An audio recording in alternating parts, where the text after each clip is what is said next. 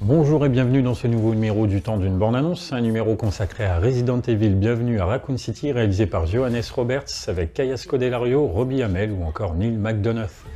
Le géant pharmaceutique Umbrella abandonne la ville de Raccoon City tandis qu'un grand mal se prépare sous la surface. Lorsque celui-ci se déchaîne, les habitants de la ville sont à jamais changés et un petit groupe de survivants doit travailler ensemble pour découvrir la vérité et survivre à la nuit.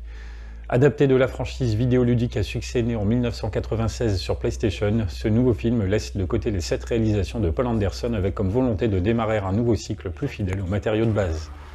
L'objectif n'est pas bien difficile à réaliser tant les films sortis entre 2002 et 2016 se sont éloignés des jeux vidéo, mais pourtant il n'est qu'à moitié atteint.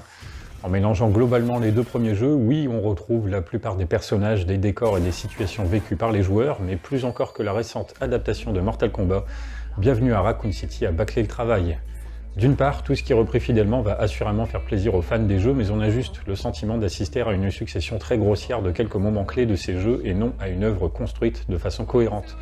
De plus, c'est systématiquement moins bien fait à cause d'une pauvreté narrative, même si ce n'est certes déjà pas le point fort des jeux en question, de décors petits et donc pas oppressants ou encore d'effets spéciaux parfois moyens. D'autre part, tout ce qui a été modifié n'apporte rien au long métrage, le lien qui unit les Redfield et les Birkin est inutile, le personnage de Léon est pathétique, ceux de Annette et de Sherry Birkin sont transparents, etc. L'histoire s'éparpille en voulant absolument présenter tous les personnages importants mais n'en approfondit presque aucun en dehors de Claire Redfield, pourtant présente à l'écran tout juste la moitié du temps.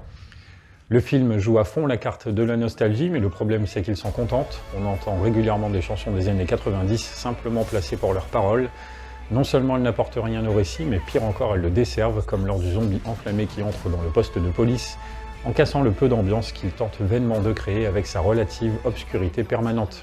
Il n'y a pas de tension, pas de sentiment de survie ni d'urgence malgré le compte à rebours.